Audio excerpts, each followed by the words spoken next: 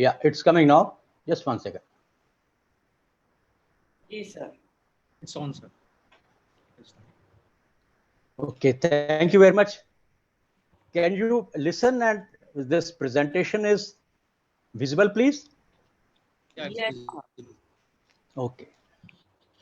First of all, I'm extremely thankful to General Prakash Menon, who accepted my request, and he said that yes, definitely he will come. And why I requested General Menon? Because I feel that he's an authority as far as today's topic is concerned.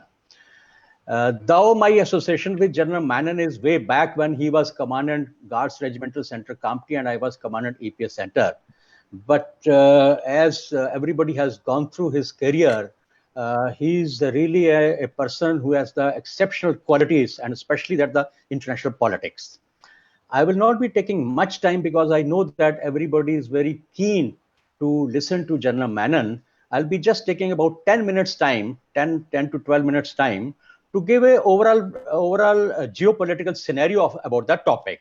I'll be showing a couple of maps so that everybody understands that what is the overall geographical and the political scenario in the continent. This is the general map of the whole world, where you can see that the India, China, Russia, and other countries, which are the by and large landlocked countries, in and around landlocked countries are there. And West Asia, Africa, it's a just a general overview of the world map. And large number of countries you see, they are situated at the very crucial strategic locations. With the help of other maps, I'll be in a position to explain that what exactly I just want to communicate. This is that the Indo-Pacific region. You see that the China, then the right side, if you could see, there's the East China Sea, South China Sea, then comes the Indian Ocean. Now, extreme left, you can see there's a when you see towards left, that the Pakistan. Down below there is a Oman and Gulf of Aden. Why I'm mentioning that these are the very strategically important locations. And when you come back to South China Sea and the East China Sea, you see that the down below there is a Malaysia, Indonesia, and the small countries and the islands are also there. So Indo-Pacific region, we should have a overall perspective that the geographically what type of area is there, which countries are situated where, and how the crucial the sea route is there as far as China is concerned, and of course the other countries are concerned. If you see that China's trade route, it goes from from South China Sea, from nearby Malaysia. I will show in the one of the map towards the Bay of Bengal, and it goes up to towards Iran and the Gulf of Aden. This is the route which is being followed by China. Now here, some of the locations are very, very important and crucial. For example, if you see Strait of Malacca, it's a narrow passage around nearby between Malaysia and Singapore, and you can say, but say about 1,000-odd kilometer long passage, Strait of Malacca. This route is being followed for the transportation of all the vessels, ships, etc. And this is the route which is being followed by China and the other countries also. Now, if you see that from Strait of Malacca towards left side, there is Sri Lanka. Now, you know that how China has entered into agreement with Sri Lanka, and that the port at Sri Lanka is virtually under China as on date. Apart from Strait of Malacca, which is very, very important and crucial, there is one more thing in this Indo-Pacific region which I want to highlight is Strait of Hormuz. I showed you in the earlier first map that the Gulf of Aden, towards that side, this Gulf of Oman, Strait of Hormuz is there, and it ultimately links with the Persian Gulf. You can see on your screen that there is Iran and UAE, and the other countries in the West Asia are also there, which you cannot see all the countries on this slide. But as far as the oil is concerned, gases are concerned, and other items are concerned, this is the route which is being followed by China and the other countries to have their economic scenario in overall. Now, apart from this Pacific Ocean, this situation of the countries, you can see that the down below I showed that the state of Malacca, Malaysia, Singapore, there is Indonesia, then a large number of small islands are also there. General Camperard's favorite Papua New Guinea is also there, Nauru, Solomon Islands, Marshall Islands, etc., etc. Some of the islands are very small, and in international politics, a number of islands, they are called nine dots. They are in a nine dots. Now, they are located so strategically that a number of countries are claiming the ownership over some of the islands, and a lot of dispute is going on. So, military point of view and commercial point of view, this route is very important and crucial. Location of the islands is very crucial, and the number of ports which I mentioned, they are also very important and crucial. Before I come to this map, explain this map, I just want to share one or two more points. Now, what is exactly the issue? Issue is economy, economy, economy, as far as China is concerned. Now, all its import, export are taking place through this route. Oil, gas, natural resources are being routed from these routes only. And everybody knows that the China. Hello? Yes, sir. Hello? We can see. And as far as that the oil, gas, and the natural resources are concerned, you know that the Saudi Arabia, Kuwait, Iran, and all those countries, that how they have got the natural resources, and everybody wants to have the free and flow supply of the oil and the natural gases. Now, as far as China is concerned, it wants to extend itself. It wants to control the areas. It wants to dominate the areas. And if historically, if we see, it's that the Ming dynasty or the Song dynasty or the other dynasties, they were very much expansionist dynasties who wanted to control large number of areas.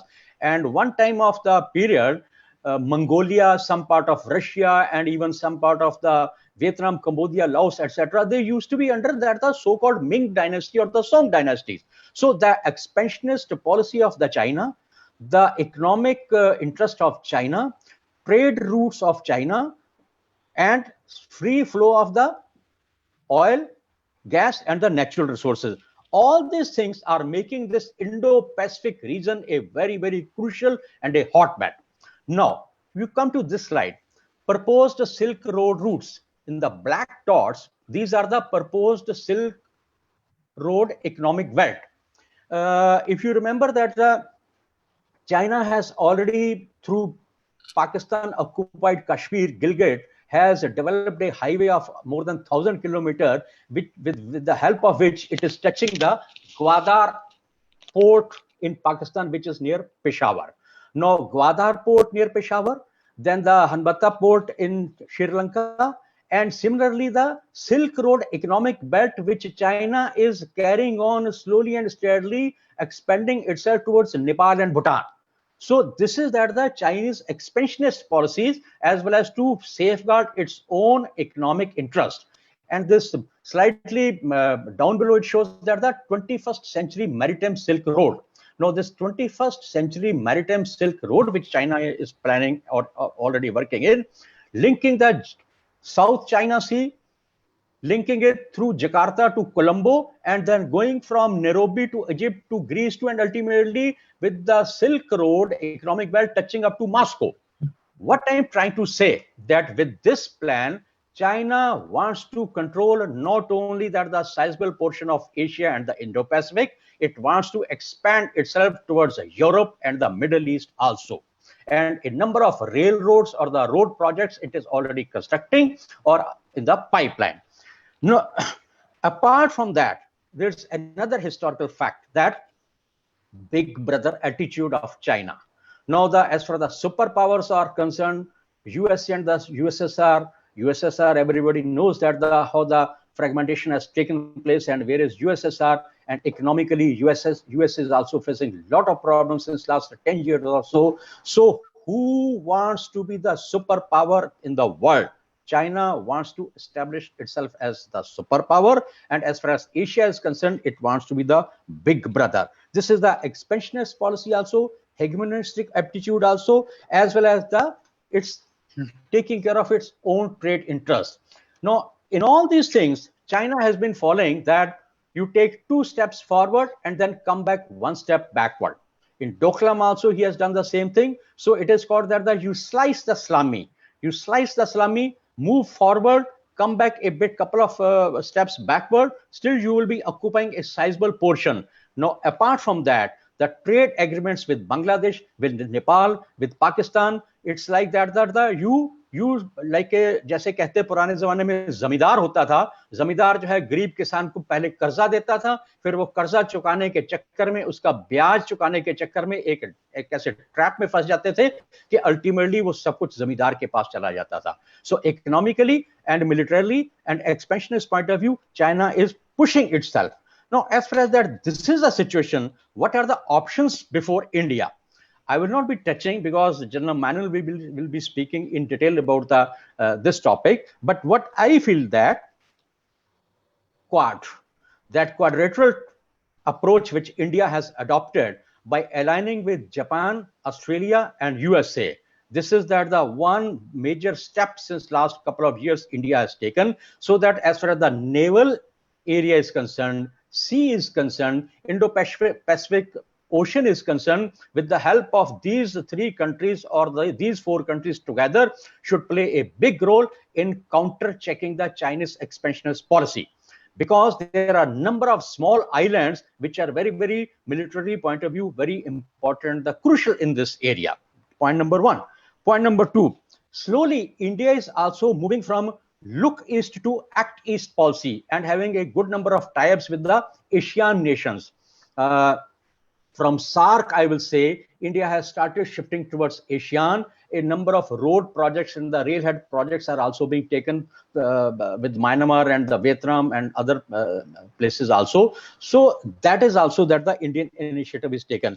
But ultimately, as far as the Indo-Pacific region in totality is concerned, it's very vibrant, very volatile, very active, and it has become very, very sensitive. So with the help of these maps, I just wanted to facilitate the viewers to make them aware that the geographically which country is located where, which are the sea routes, and what are the options before us, for which I request General Manon to please take over and give us a detailed presentation. Thank you, sir. Thank you, Amal. Thank you for that introduction to the topic. A lot of my thunder you've already stolen. I'll just want to share my screen, so just give me a minute, please.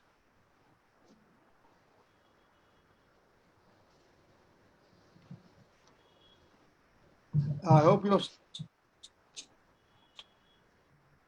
I can see my screen. Yes, it's visible, sir. Yes. Amal, your screen. Can you see my screen? Can you see my screen? Yes, we can see your screen, sir. Okay. So good morning, everybody, and thank you for this invitation. I'm honored. As Amal mentioned, my relationship actually starts with him from in a old British cantonment called Kamti, where I was the commandant of my regimental center. And I also noticed amongst the audience, General Chopra, who is also a colleague, and for my regiment, we have had, because of the proximity of the Army Postal Service to the center, we have had a relationship which has endured, and I'm glad that it has, because it brings me to actually the opportunity that you're given to me. And I'm going to speak to you about India's security perspectives in the Indo-Pacific. And why I have chosen this topic is because if you want to look at any concept which has come new, we must remember that this is a mental construct. It's a geographic construct, the Indo-Pacific. It has now come to the fore, and it has been slightly less than a decade where it has gained currency. And it has actually replaced what was before it, which was the Asia-Pacific. what it tells us is that there is now a different imagination, because it is through human imagination that we see the world, that our perspectives are formed, and then we try to understand it through those perspectives. So what Asia Indo-Pacific does is to change the perspective from what it was during the Cold War and the period which immediately followed that. And there is nothing better to understand this change of perspective but through the map, as General Shauri has just shown us. So I'm actually going to do the same. And we have to understand that this change in perspective, in our imagination that is, comes primarily from the rise of China. And it is because of the rise of China that we now look at the world more towards Asia than we ever did before. The whole world is now looking at Asia. So it is a shift in perspective which has actually made the difference. Previously, we used to have this map, and I think even General Shauri showed it. This is how we looked at the world. The center part was actually the confrontation during the Cold War between the United States, Europe, and Russia. This was the axis. Although, of course, there was another axis from here as far as missiles were concerned, but fundamentally, this was how we looked at the world.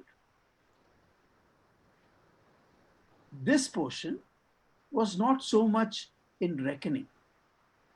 Now what we have is another way of looking at the world. And this map shows you the changed perspective, where the Indian Ocean on the left, with the Eastern Africa as its edge, as its western edge, comes all across to the Pacific and actually to the shores, western shores of America. The interesting part is several actors, several countries define the Indo-Pacific with different imaginations. To the Americans, definitely, it starts from their western coast, goes right up to East Africa. To the Indians, probably it starts from the Eastern Africa along the Indian Ocean rim and goes probably up to some line which is joining the east coast of Africa, including Korea, Japan, and so on. Somewhere around here is where our imagination is about Indo-Pacific. Not that it should not be to here, but this is why we normally treat it, but depends upon which part of the government you're really talking about. So different countries have different imagination. China considers the Indo-Pacific as a geopolitical construct to contain its growth. So is Russia. Russia thinks it's all about ganging up against China and Russia itself. So the construct itself of the Indo-Pacific is contested between the players who are there. And who are the players? So just look at them.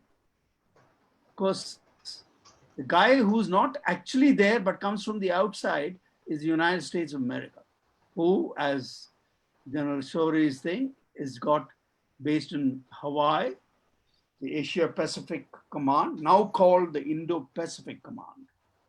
It's the greatest, strongest maritime power in history, continues to be one. It has about 10 to 11 aircraft carriers, can dominate every maritime part of the world. It's got umpteen military bases all over the world, can rush its troops to wherever there is trouble, and still remains the #1 military power in the world. The other guy, of course, is China. To China, as I told you, the Indo-Pacific is different.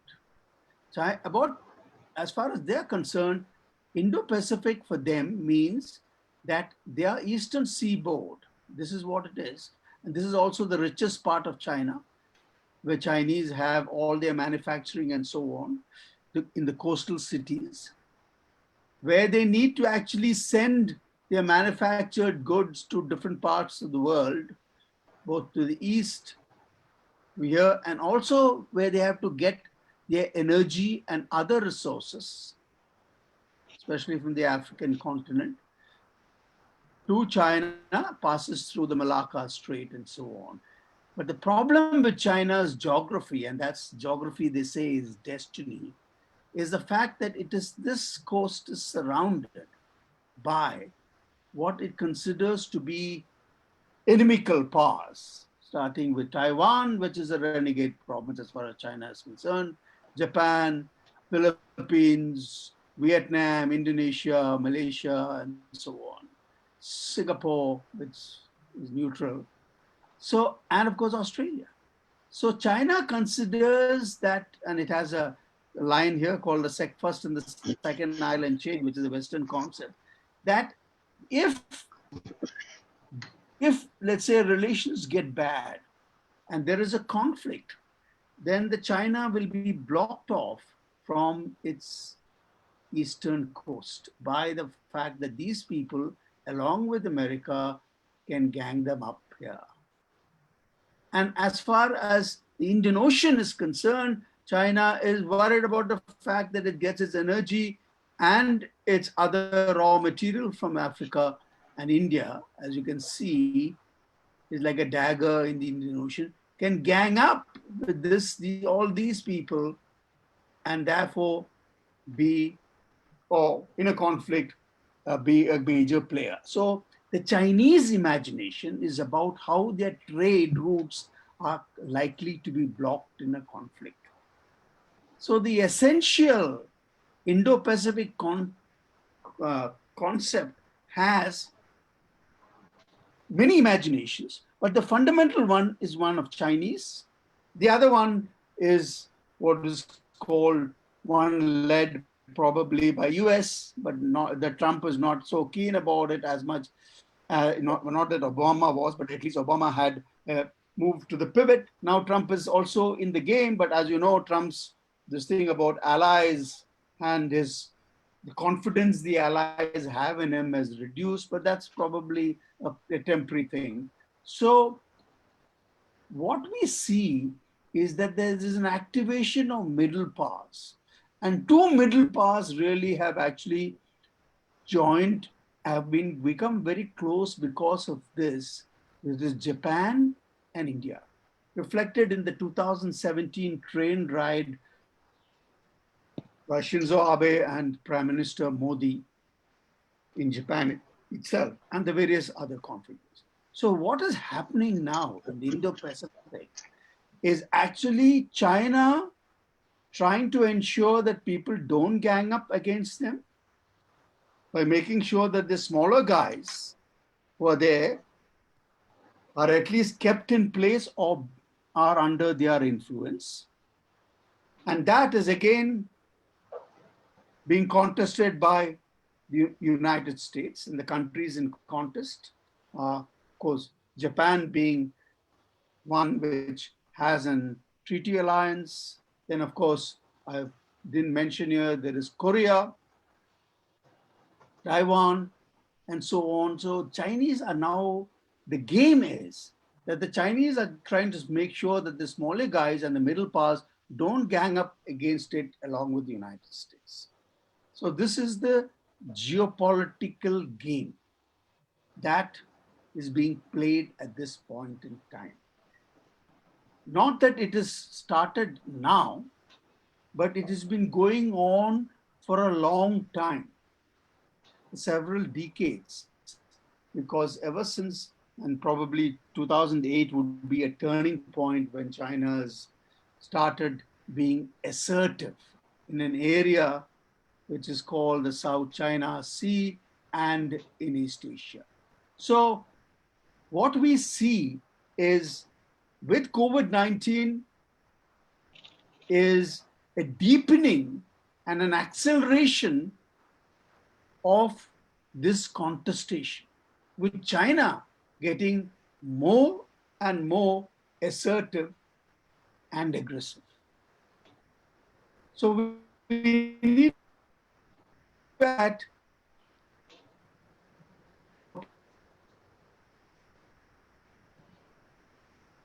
there, I think General Shori already covered it, that the connection between the Indo-Pacific is about roots, and here is telling you that this is the second busiest waterway with $5 trillion in goods which transits. These are all trades shipping. Gulf of Hormuz, which is pointed out here, here it goes. India looks down at these trade routes through Malacca, Chinese coast, Japan, and then here. This is the second biggest waterway. So fundamentally, we are talking about also the busiest trade routes. And that is something which we need to remember. And that's what China is concerned about. The others have the contestation that China might take control of these trade routes and could dominate them. And that's why most of the trade routes which pass through this area could be under Chinese control. So the imagination of both are contested because they are likely to come into conflict. Let's have a look at this. Of course, this is a 2011 map, but it couldn't vary very much.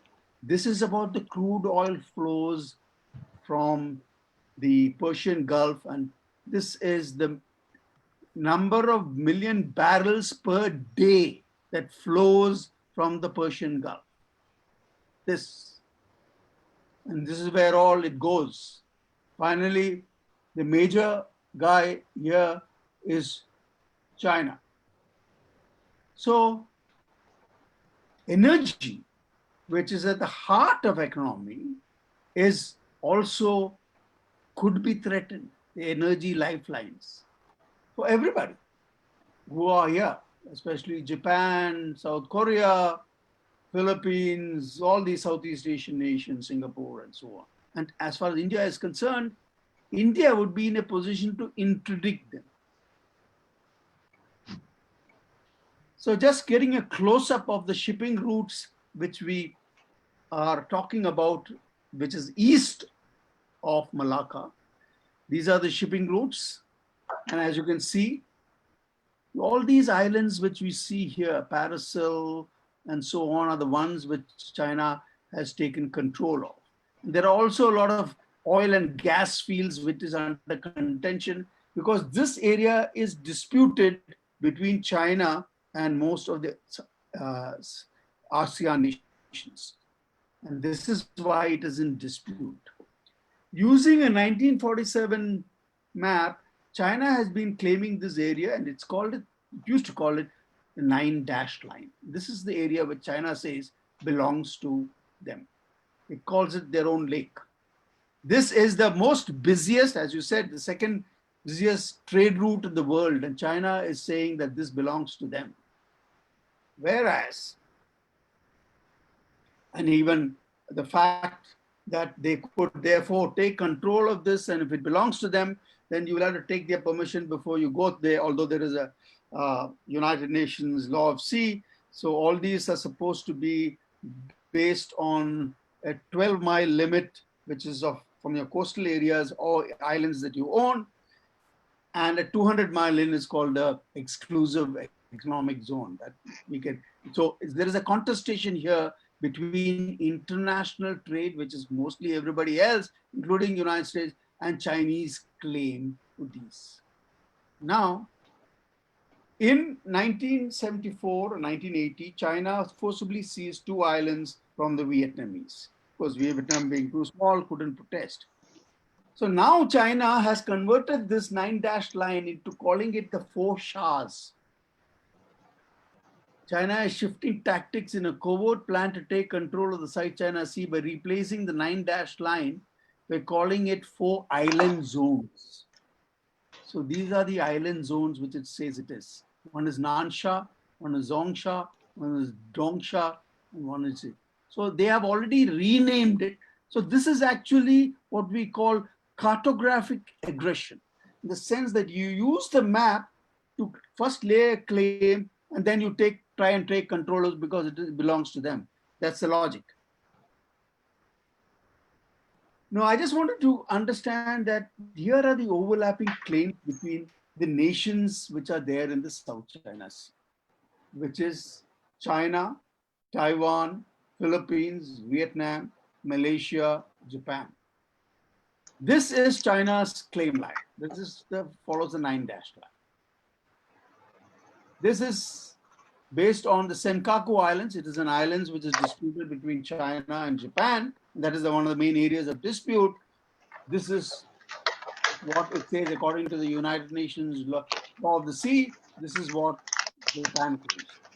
Taiwan claims these areas, which is in green. After all, they have a claim to China itself. So here it is what Taiwan claims. And so you see there are overlapping claims here. So this is what Malaysia claims. This is the Philippines. This one. So the area is full of claims, and although China had decided with the ASEAN that we will solve this through peaceful means, China's actions have not actually followed up or kept that promise. They continue to prohibit fishing and other survey as far as the exploration of oil and gas, because this area is also rich in oil and gas of all these small nations. So the question really is about freedom of navigation. If China lays its claim and say this is what it is, then the international trade routes would suffer from the fact that China could interfere with the freedom of navigation. And just to give you an idea of what they have done, in the last 15 to 20 years, China has actually used many of these reefs, rocks, surfaces, small islands, which are actually not islands because they get covered up, and made it into what we call, this is what it looked like. This is called mischief reef, which they took over. Because it is uninhabited. This is what, in 2017, this is what it looks like. This is what it looks like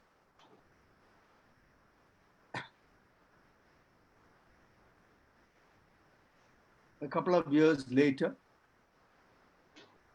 And by the time it was reclaiming this, Obama administration was in power in the United States. The Chinese kept saying we are reclaiming it because, we want to actually use it for survey purposes and use it for navigation purposes. And we will not have any military installations on it. But this is what we see.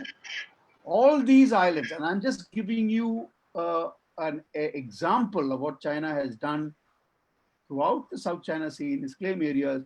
A lot of these rocks and reefs and small islands and been converted into military installations. So you can see they have got runways and the rest of it, radars, missiles, the whole works.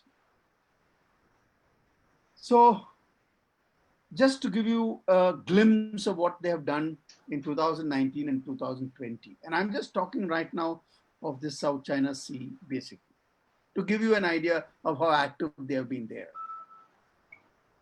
So 2019, they sank a Filipino ship.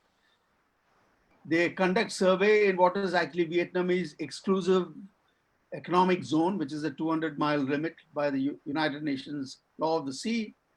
They trained their military-grade lasers on US aircraft. They trained a fire control radar on a Philippine naval ship, and they had a service vessels contracted by Rosfeld. It is a Russian this thing for survey for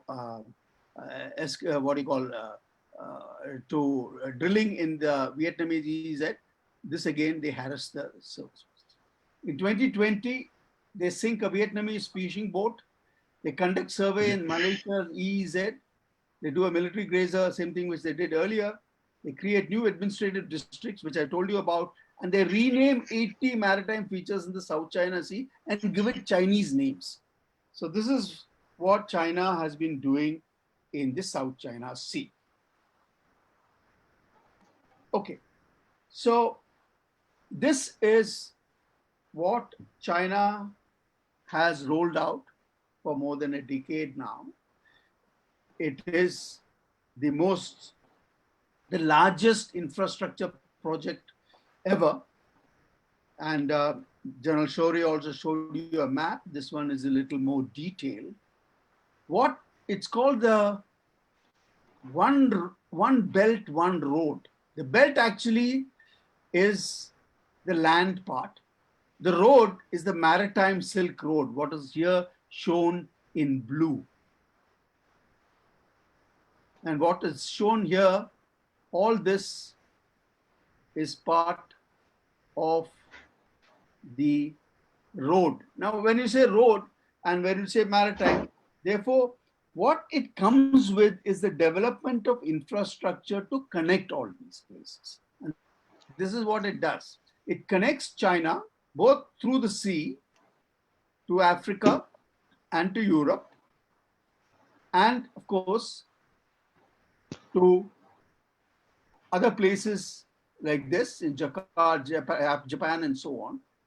So it uses both the sea route and the road route to make these connections. And wherever required, it creates infrastructure, whether it is rail, whether it is road, whether it's communications through optical fiber. You name it, it is the most comprehensive road system ever imagined. It is still in the process. They have an Asian Infrastructure Bank, which India is a part of, but India is not part of the BRI to fund it. What should concern us is these roads, which is in our vicinity, and especially this one called the China-Pakistan Economic Corridor, which finally stops at Gwadar, which is a port which overlooks the Gulf of, which is very close to the Gulf of Hormuz on the northern part of the Indian Ocean. It is also in Balochistan, so it's an area which is not, which actually has got very geopolitical complications of its own. Of course, all these are in various stages. It all depends upon local geopolitics. Russia is very much on board, and so is many countries. And now the latest one in the Chinese basket, which is likely, is Iran. As you know, as US-Iran relationship have weakened and become more adversarial, China has now jumped into the fray, and Iran's closeness to China is something which we have to watch for. So we see that the entire space here, and this is as far as the maritime is concerned, I mean, the vastness of which is all about port infrastructure along the eastern coast, and even what is seen here is the western coast of Africa, where they have a lot of port which is under their control. They're even going to link the western coast to the eastern coast, which is still under progress.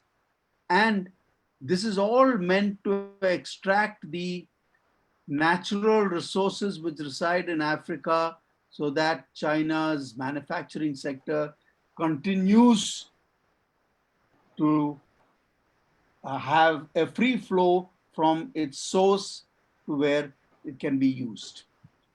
So this is, you can say, it is an economic project, but it cannot remain an economic project because, as they say, the flag follows the trade. that you can't actually trade without actually having your trade routes protected. So China's dilemma is about protecting these trade routes, and it requires the resources of Africa, the Middle East, as we used to call it, which is West Asia. All this it requires, and it requires to trade because it has to send it to Europe. It has taken control even of ports in Greece and several ports in Europe. After all, if you till the COVID-19 spoiled the act, China was getting closer to Europe as never before. And as Trump himself distanced himself from Europe, China was fitting that bill. But COVID-19 has now slightly shifted the geopolitical emotions of nations and looking at China with greater suspicion.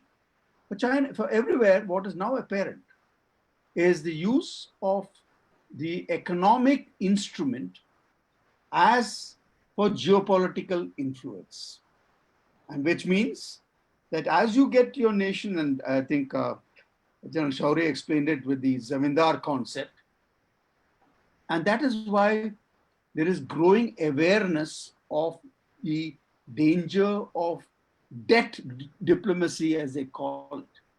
So as far as India is concerned, the area which we have to watch out for is about the ports which they are building in Myanmar, which they have. These are their ports here which they are building. They've got an island which they actually control. They are also trying to get closer to Bangladesh and Hambantota and Sri Lanka. And we'll just come to it.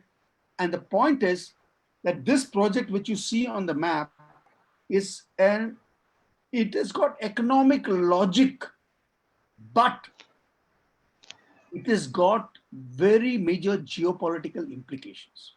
One of the economic logic which is difficult to understand is transportation by land is much more difficult, costlier, and probably may even take more time depending on where you're going to send it, because transportation by sea is easier. You've got big ships which can carry a hell of a lot of load at any one time and sail without actually having the problems which come when you move it by rail and road.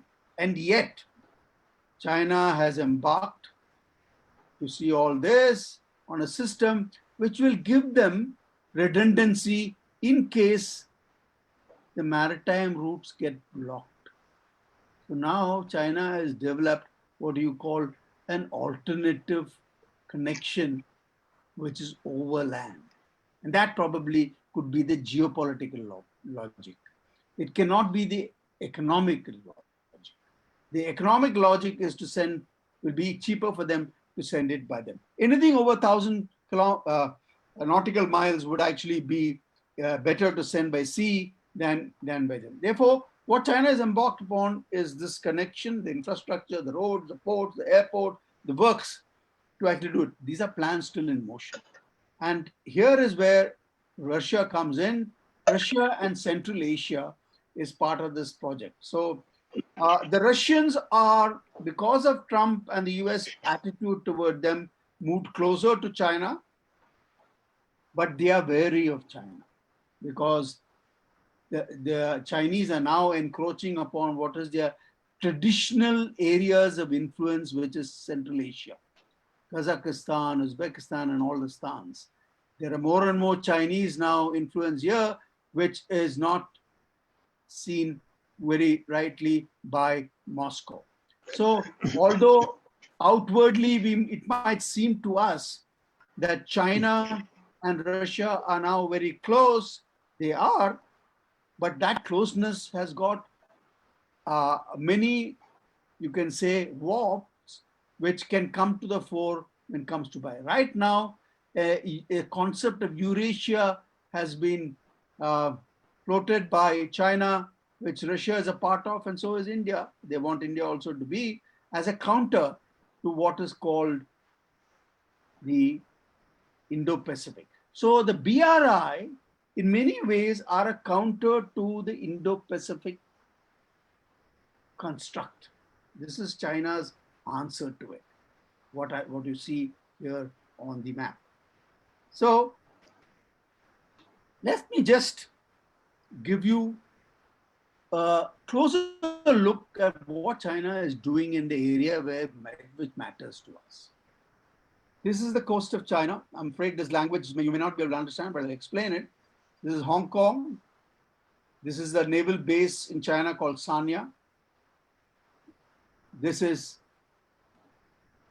Woody Island, reclaimed by China. This is Spratly Islands, again reclaimed by China. This is the Cambodian port of Sihanouk Vale.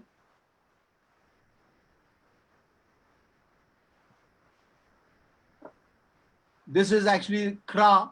You know, there is a Chinese plan which Chinese have been trying to sell to Thailand, which is called the Kra Canal, which means they want to make a canal here so that you get over this problem of Malacca here. Although this canal has not found there have not been much political support about it. This is the Coco Islands here, on which Chinese are supposed to have some sort of a base there. This is Kyakpo in Sittwe, which is Myanmar. This is Chittagong. This is Hambantota. This is Marau, which is in Maldives. Then there is Gwadar here. And this, of course, there is the Arabian, this is the Iraqian ports and so on. And of course, there is Djibouti. Djibouti is an interesting place because this is the first military base of China in the Indian Ocean. Now we have to understand, if China has to exercise naval power in the Indian Ocean, it requires military bases. Fundamentally, it requires bases where it can stock their ammunition, where it can carry out their refit and maintenance. Without this, a navy cannot operate in an ocean for a long time, because naval ships are maintenance heavy. Also require ammunition. If you have to have a fight, you can't carry all ammunition on a ship. You have to go and sort of get more ammunition. So Djibouti is a place where the Japanese first established. Now the Chinese have it, and then the Russians also, the Americans also have a place in Djibouti. So it's an interesting thing where all three are actually managed to have various, I mean, they've got a base there, and they are now apparently making, and it's under construction. Fair amount of construction is already taking place. So as you can see, these are where the Chinese are all over the place. The expanding influence in the Indian Ocean is visible and for everyone to see. As far as India is concerned, we have here Seychelles here, there is Mauritius, this is Andaman Nicobar, and this is where our bases are, of course, on the eastern coast where it is.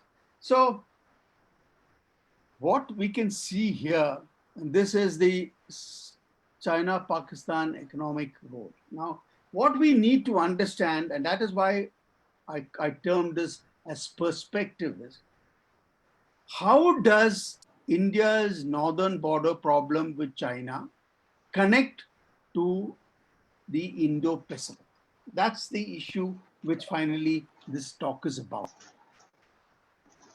And that connection comes from the fact that China, of course, announced more than a decade ago about the fact that it's going to become a maritime power of consequence, and its pace, speed, and its ability to manufacture naval ships is really impressive.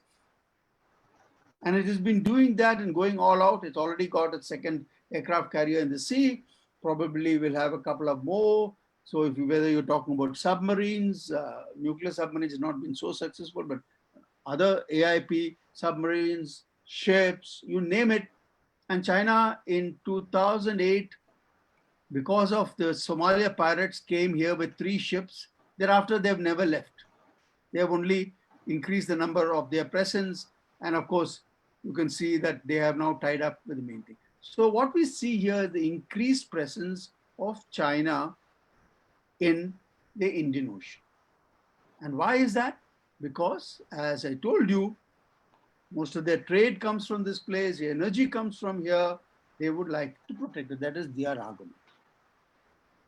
Now, as far as India is concerned, we have a border dispute with China on the north.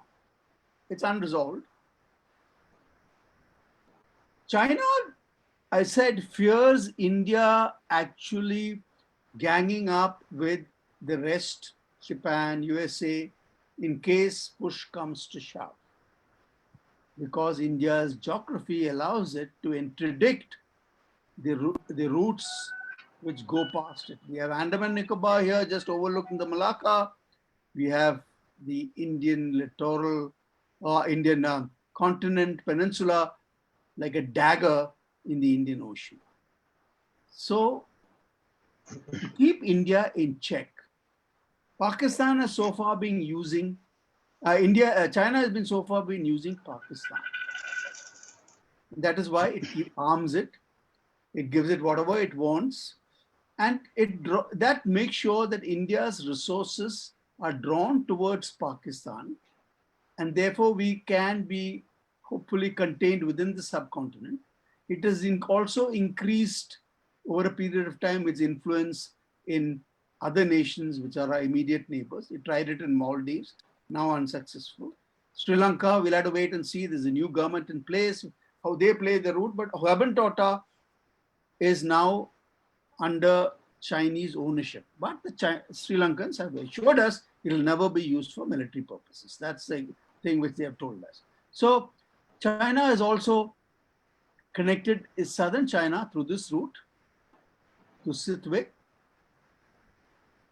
It's now actually increasing its influence in Bangladesh. And as you know, the foreign secretary had to be rushed to Bangladesh because it seemed that Bangladesh was unhappy with many things which India had done, especially with the migration problem in Assam and the CAA which we passed, and they seem to be bending towards China. So our foreign secretary had been there, I think, day before yesterday. So what we see around us, and of course Nepal. Nepal has slipped out of India's very close relations and has moved quite firmly into China, but not that it's permanent. But at the moment, China's influence in Nepal is more than India's influence in Nepal. And that is personified by the fact that they raked up the Lipu Lake area problem. And also, the only country which is actually dying silent and fearful of China is Bhutan. And you know about the Doklam problem, which was about testing India's, you can say, will. And apparently, they learned their lessons, and now we have a problem here in Ladakh. So why does it matter? China actually agreed to solve the boundary problem in 1993, and we have had many agreements after that. But as its other problems in many other areas grew, it realized that India can be a spoiler in its works. So China now uses our northern border as a pressure point to make sure that India's attention and its resources are sucked to the north, and uses Pakistan to further suck it towards the west across its continental boundaries, so that it does not have enough resources to become a maritime power. Because if India wants to be a maritime power, then it must devote a large part of its defense budget to developing a navy. So the game here is to keep India tied up here, post threats once in a while. It has done that now. Get Pakistan to again also pose a threat, so that our attention on both these don't allow this to take place. And there, the connection between the Indo-Pacific and northern borders. Now, I'm slightly over time, but what I want to tell you is that the Indo-Pacific, as we understand it, can have no direct effect. Nobody is coming to go and fight for us here on this border. We'll have to do it ourselves. How do we fight that? How do we keep them from stopping Islamic? It is a matter of operational issue between the Indian armed forces, between especially between the Indian Army and the Indian Air Force. But what is most dangerous now is the calls by some people that this LOC, where we spend a lot of our money, this would also have to become like the LOC. That is a dangerous idea, because the vastness of this border, and I can just show it to you, is we have got, I mean, when you say 1,570, it ought to include this area, which actually is not with us, but this is the area which is in our control. And this is the area which is in Uttarakhand and Himachal. And this, of course, is the northeast. There is no way that India can afford to actually convert these sort of things. We don't need to. Because what is the Chinese operating style? The Chinese operating style on the northern border is it will go and take a bite of a place which is unoccupied. It has never attacked us. It is only going and violating an agreement by sitting in a place which it claims it belongs to them. Or which it claims that India has come, because everything China does finally justifies as an act of self-defense. So what we need to do, and this has been the bread and butter, as far as I know, of the Indian Armed Forces for a long time, is to have that capability that when it comes and bites somewhere, some does some salami season, we do the same somewhere else. And we are quite capable of it. It has been the bread and butter of the armed forces for quite some time. But to try and defend every length of the border like we had to do with Pakistan, I think would be exactly playing into China's strategy, using our resources to defend our northern borders so that we cannot become a maritime power.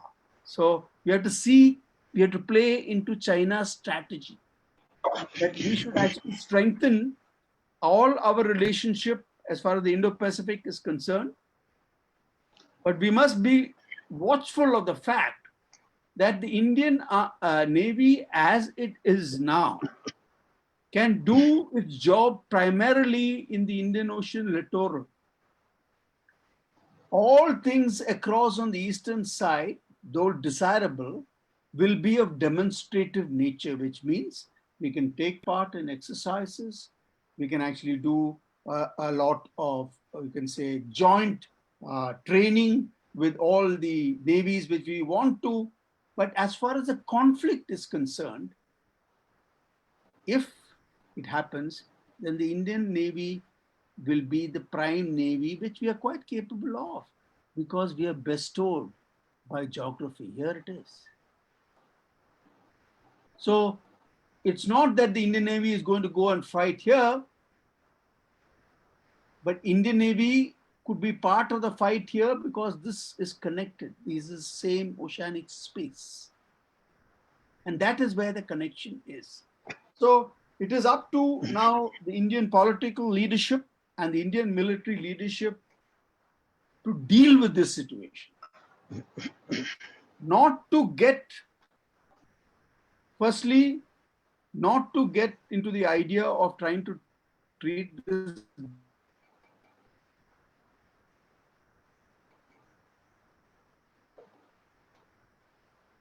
occupied. By the way, China has hardly any defenses on the north. And if we can give up our obsession with Pakistan as far as the military is concerned, and because it is ironic that we say that China is a greater threat, but most of our military power and military resources are devoted towards Pakistan. It's not like saying that we don't need it. The type of military resources we need toward Pakistan is about whenever they do a terrorist act, of course we have to defend the border itself, but whenever they do a terror, we should be able to hit without posture, like Balakot. And that requires a different type of viewing with Pakistan. The idea that we should have these strike corps which should go across and capture territory in Pakistan, those are ideas whose sell-by date is long over, because we are nuclear powers. Because that's an equation which I have not brought into here, that all these conflicts which we are talking about between nations are also conflict between nuclear powers. So the challenge of Indo-Pacific is how do you manage the Chinese rise without actually capitulating to China and yet not getting into a conflict. That is the challenge. This is the challenge for global statecraft itself. Because let us be clear, any major war between nuclear powers may involve the use of nuclear weapons. And that will hopefully keep the global leadership as sober as they can be while they try to resolve all these problems. So on that note, may I say that you can now shoot the general.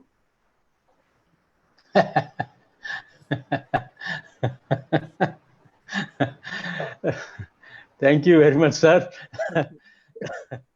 Sir, the manner in which you have explained the whole scenario, it's really very much impressive, sir.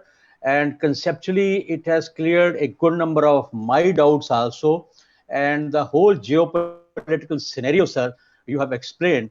I would like to say before taking the question answer session, sir, ये एक शतरंज की बाजी की तरह सारा लग रहा है. International politics is just like a chessboard. Sometimes you feel that you are taking some 2 steps backward and you have lost. But those 2 steps backward are basically part of the longer game. Now here in this scenario, there are 2-3 questions which have been raised here, but I have also a couple of questions, sir. Sir, do you think, sir, that especially that the China has got a deal with Iran, $300 million deal, and there was a talk that even initially Iran was having second thoughts about the Chabahar port.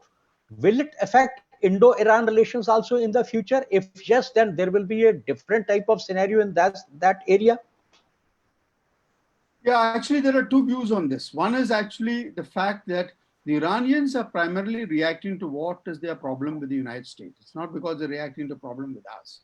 So they would probably accommodate both China and India.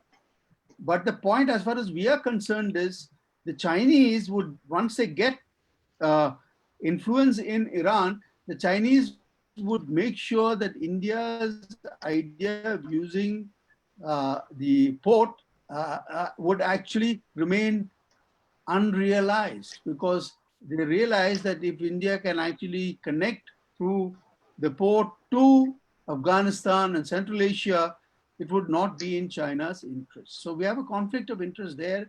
But our relationship with Iran, I think, still retains the ability for India to actually recover cross ground. It is not going to be easy.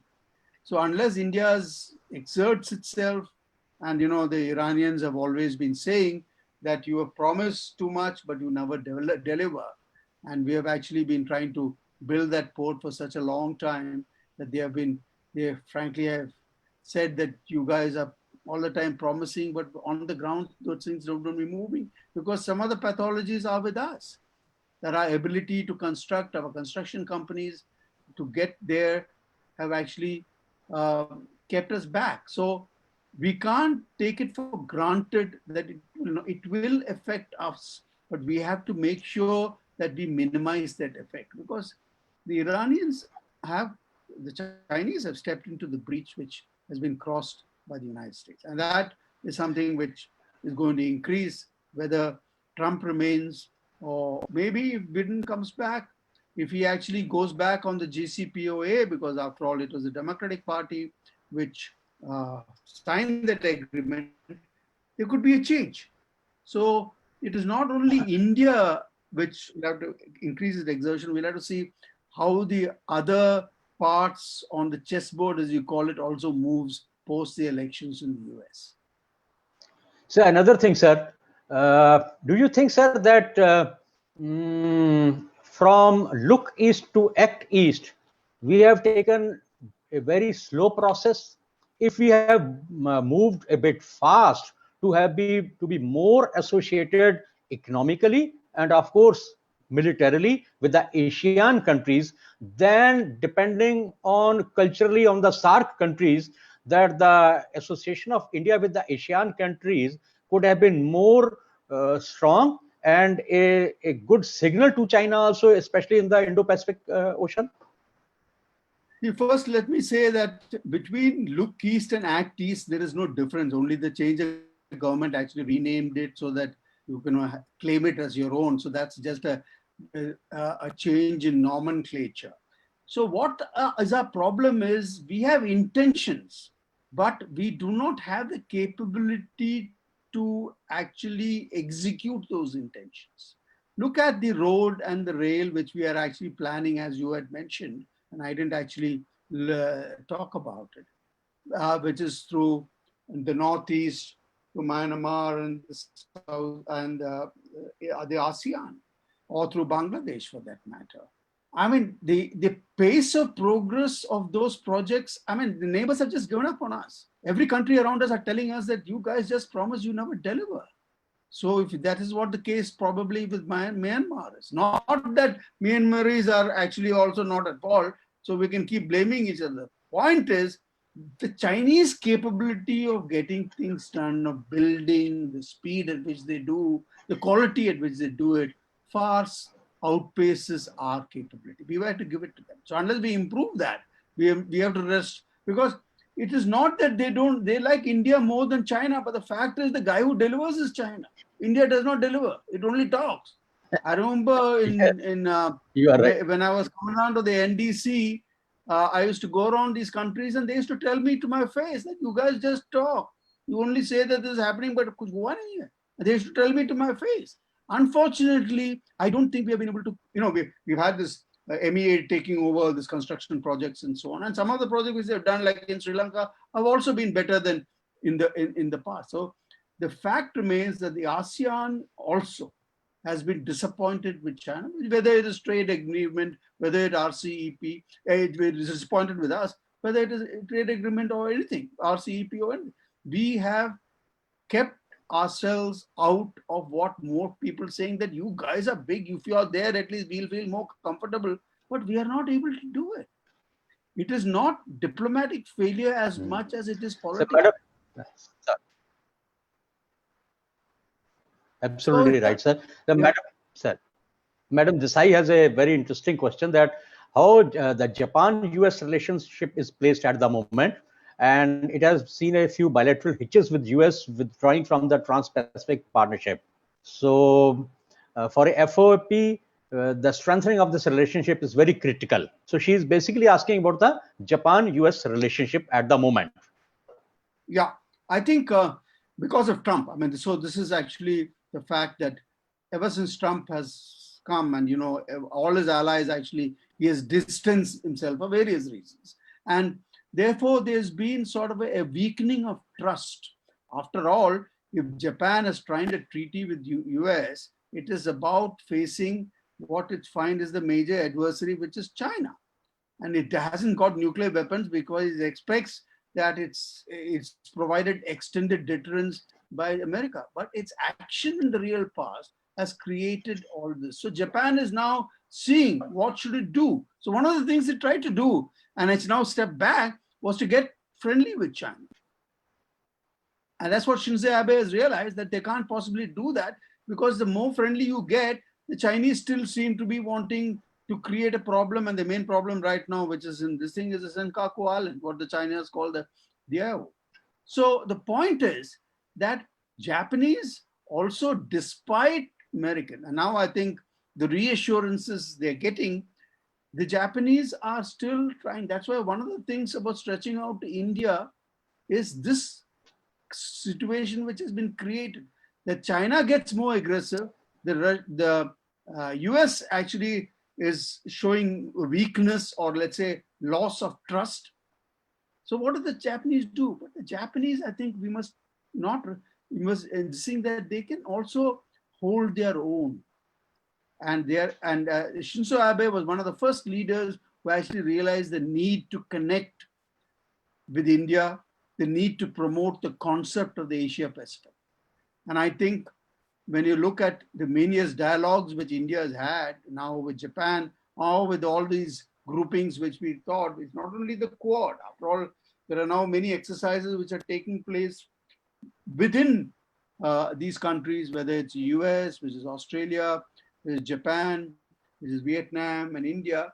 So there are certain groupings, but there is nothing concrete. But what is more dangerous for this part of the world is there is no multipolar architecture to moderate the rough edges which can cause the conflict. Because China wants to do everything bilaterally because it suits them. And therefore, as you mentioned, sir. And therefore, the danger is that the lack of such an architecture, because during the Cold War, at least there were some agreements which are in place. Here, most of the agreements are actually unraveling themselves. So the point is that conflict does not come about, nobody wants a war. It does not come about because somebody wants it. It might come about with what Clausewitz called as friction when there are so many military forces at play. There are a lot of military activity going around, all in the name of self-defense. And it doesn't take long for an incident to actually start a process which can have the grammar of military activity overruling the ability of political prudence to rein in. The space of that escalation may not be possible because there is no architecture which is actually able to moderate it. And that's the danger. Sir, as you mentioned that how the China has we can say that the created the islands. It's a very different type of strategy, and it's not possible within a year or two. It means that since last more than 10 to 20 years, that China was planning for this thing. But in between, there's a very interesting question which Mr. Saurabh is asking, that how could India counter Belt and Road Initiative, and should India join it? Yeah, actually, India's has got a principal stand on Belt and Road because the CPEC itself violates what it passes through areas which we say belongs to us, which is in Kashmir. So the question of India has said that if you're building a road through area which is in dispute or which belongs to us, we can't possibly join this project. So that's been a principal view, and and that's actually, let's say in diplomacy, that's a nice argument to take. But in reality, several people say, why it will benefit us economically? Why don't we actually join these guys? It's a good idea, all right. But the point is like this, that eventually this is not, it is driven by economics, but it's got a geopolitical reality which India can't wish away. When it is using CPEC as one of the arms to actually envelop us, why should we be part of such a project? In fact, it's using even Myanmar. You see that on the road which connects South China Sea to the port at Sitwe, it's all about enveloping India. So why would India want to do that? So here you are, that economically the logic would be correct. It's good for us. But I'm afraid economics always gets trumped by politics, by real politics. And in this case, India, in terms of real politics, has no chance. And now with Ladakh having happened, there is no question that any Indian political leader could even venture in that direction, because it will be domestically seen to be actually going down or actually capitulating to China. China has been pushing us, come and join us. So if we do, it will be seen as capitulation, and no political leader, not even the Prime Minister, who's the most popular leader India has had for many years, can ever afford to do it because of domestic compulsions. So there are two. One, there is a geopolitical reality, and there's domestic compulsions now. Ladakh killed 5G in Galwan long time back. Any move seen to see going towards China will not be acceptable to the Indian domestic polity. Absolutely right, sir. That as you mentioned earlier also, that the whatever may be the slightly lesser or bigger, that the so-called Islami operation by India are also very much required. But Mr. Navdeep Singh is asking a question. I think it is Navdeep Singh. Is Armaco's withdrawal from the $10 billion oil deal with China is response of Iran's proximity with China? Armaco's withdrawal from the $10 billion oil deal with China is Saudi response of Iran's proximity with China. That's the question he's asking, sir. Well, actually, they have economic reasons for it, but the fact remains that whether it is a geopolitical reasoning is difficult to say, but I would think it is geopolitical because of the fact that a withdrawal from a deal means that there would be other reasons other than economics which has come into play. So somebody has put pressure somewhere to make that happen. Although it's not in the public domain, so you can only guess. There, Dr. Rohtas has asked a question. He has typed in Hindi. I will just read it. That the Quad के चारों देश विस्तारवाद को क्या रोक पाएंगे? I remember, sir, you mentioned that by and large these Quad countries are doing that the military exercise only.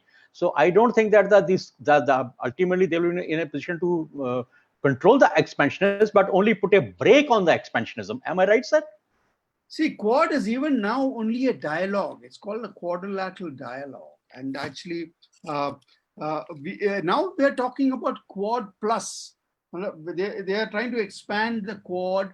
Eventually, they are so far not, see, they have not had any military exercises under the flag of the Quad. Okay, those are not Quad exercises. Quad is only a dialogue about, and what is it about?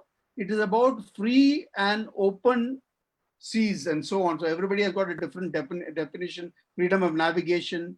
So free and open Indo-Pacific, which means you can navigate. So this dialogue is actually a signal that there is a grouping which is being formed here. It has not taken any military form as yet, and it does not discuss any military form.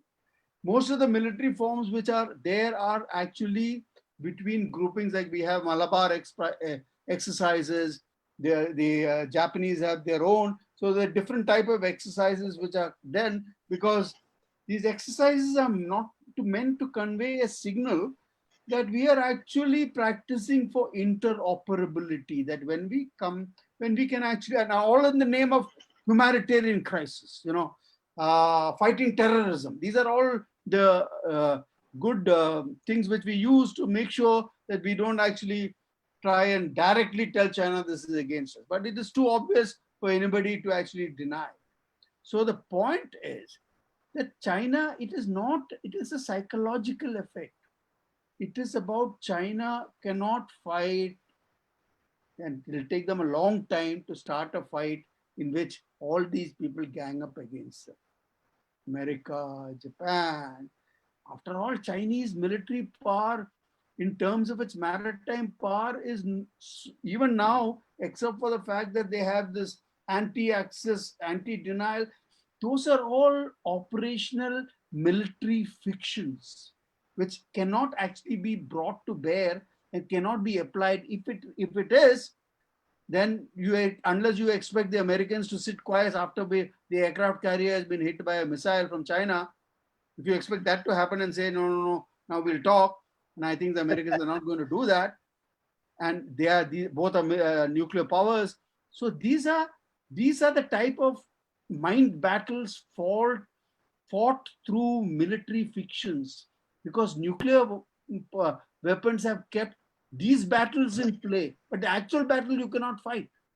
Actual battle you threaten, and you threaten it so that you change the strategic behavior of the others. So this is the game which nuclear weapons have now brought upon the people who are in play. I'm quite confident to say that if nuclear weapons were not there, there would have already been a conflict, even between India and Pakistan, and also between China and the USA. So as long as nuclear weapons are there, and this is a very interesting thing about, while we all speak about a nuclear-free world, we should have it. In one way, nuclear weapons have kept the peace. So this thing about China's rise, and China, therefore, what does it do? It is getting into a fight. The moment somebody tries to stop them, China takes, as Shori described, 2 steps back. Sir, last question, sir. Do you think, sir, that we do have either at the national level or at the international level the modern Machiavellis or the Bismarck who can handle and tackle the China the manner it which should be done on a chessboard?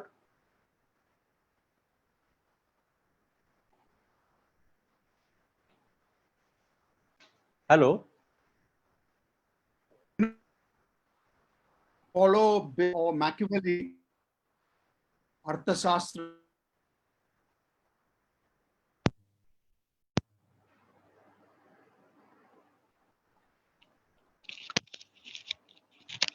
Hear me now?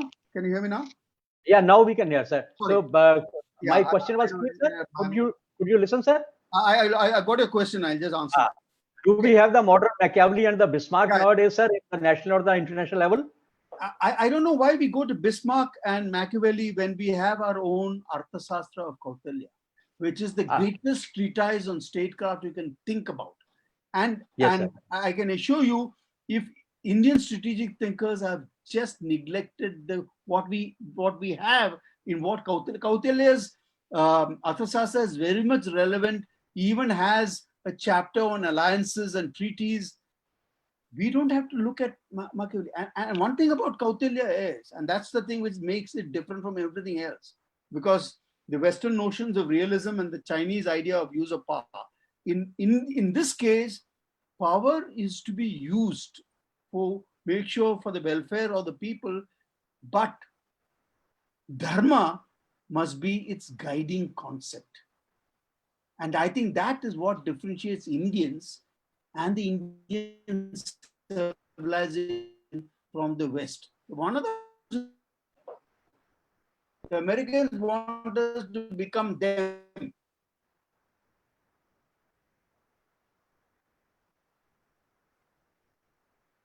Them a strong power.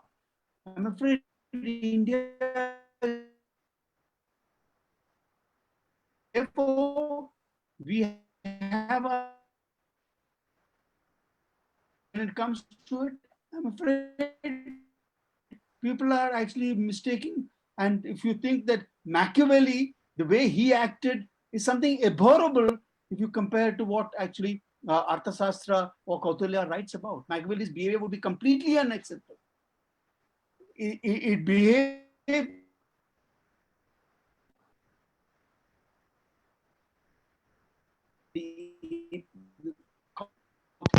this thing is slightly different.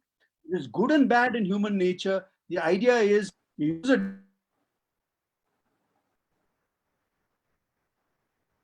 that they not come out. In Bismarck, I think we need to look at Arthasastra. Thank you very much, sir. The manner in which you have explained, as I mentioned earlier, it's really that we are thrilled, sir, that your level of knowledge, sir, your experience, sir, and your understanding of the whole geopolitical concept, it's really marvelous, sir. And I think that all the questions which have been raised have been also been answered, and people are 100% satisfied. Now I request Madam Desai to please take over. Thank you, General Shori. I would just like to conclude this session, and I would sincerely like to thank General Menon as well as General Shori for an absolutely enlightening session on our current and very immediate security concerns. Just to add my 2 bits to it, I can only say that I hope very soon we will see political will and the maximization of not just our hard power, but our soft power throughout Southeast Asia. And I think that will move us in the right direction, hopefully. I would like to conclude by saying I hope everybody who's attended enjoyed the session and has filled up the feedback forms. And on behalf of DTD and HDPRTC, I thank you all for joining us, and I hope to see all of you again soon. Thank you so much. Thank you. Thank you very much, ma'am. Thank you. Thank you. Thank you, sir. Thank you. all can leave. I mean that. Yes, sir. I will.